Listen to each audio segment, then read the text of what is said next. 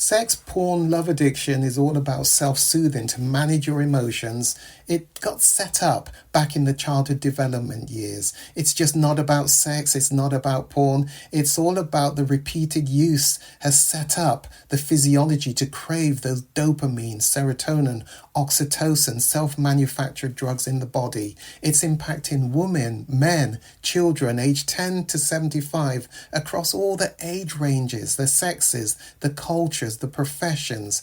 It increased exponentially during COVID lockdown and impacting so many lives. The Kairos Center has created the first online comprehensive sex, porn, love addiction. It's a video on demand recovery program which you can access from anywhere in the world and begin to see identifiable changes just within 6 weeks of beginning this weekly program. Kairos means your appointed time.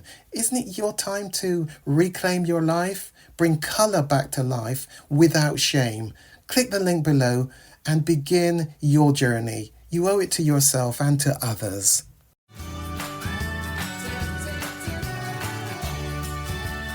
Okay, so Gary, it's a pleasure to have you on the show. And from this perspective, our show, what we're trying to do here is we're trying to get to what is a framework for being manly? Because there's a lot of men and young boys out there, young adolescent boys as well, becoming men, that they're a bit lost, feeling lonely, not having a place in society. What have you seen from your perspective in that space? I think us men have lost our way just because of cultures and what is the way we do society, and so often that has impacted men adversely in that we've tried to metamorphosize ourselves to fit with what the culture wants of us. Some time back, it was a sort of a unisex approach, be in touch with your feminine self. What I found is, as much as we've tried to shape ourselves to be something else, there's still a caveman instinct in us men, and there's still this thing called masculinity, and femininity is obviously for females, and there's still a core of us who still want to open the door for a woman to go through, despite being told, I'm independent, I don't need you to do that, etc. And so we've tried really, Damian, I think, is to shape ourselves with the fit that our society has told us we should be. And in doing that, we've lost some of our man-ness, manliness, whatever that is, Do you along the think way. Do you think from that perspective, and I love that you've gone there about, opening the doors, because I know from my experience, I've never had anyone tell me they didn't like the door being opened or that I shouldn't open the door. And I open the door. I mean, I'm not sexist about it. I open the door for both men and women and let other people go. Yes. And same with an elevator, I'll let other people off first, unless someone else says, you go. I'm not going to sit there and wait, you go, you go. It's just ridiculous. So, but from that perspective, what I've found really interesting is I'm yet to come across, and I'm sure they're out there, but I'm yet to come across a woman that says they don't want the door open for them or that they see it as a negative thing. And I'm just wondering from that side of things, do you think maybe that it's because of the way the media works, the social media works, that there's a few loud voices that are making a noise about it, but that's not really the voice of the majority of population? That might actually be exactly it. And then because we want to be hip, we want to be with it and right with we try and comply with Mm, what you go out for a restaurant meal. Well, I think things have changed, that it's equal pay the bill. mm, But in my day growing up, mostly there was a sense of the male would. But we've yeah. learned that a lot of females don't like that and want to be take their fair share of the day. And I've not got any issues at all with it. It's Mm. just we've tried to shape and metamorphosize ourselves to fit. And in so doing, we've just neutralized ourselves. and and that's a really hard place to be, because actually women do want men to be men, in truth. but the intimidation of what society, we've complied with it. Yeah, do you think, and that's what I'm wondering, is it say, because it, from what I've seen, is you say women do, well, let's not put everybody in because there are always different people, but from what I've seen, and certainly the women that I've associated with, certainly the ones that I've been on dates with, have never been upset about me offering to pay. It's something that I could, and certainly said the door opening thing is there, but even opening the car door, I always Mm, open the car door. It's just something that yes. I do. But the women that I've been around, I've never had any woman that said, I don't like to do that, or I can do it myself.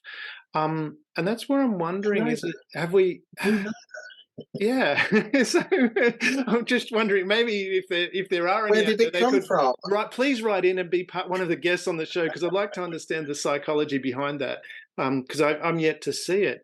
But what do we? I mean, is it a case too? I mean, we have, we had very defined roles.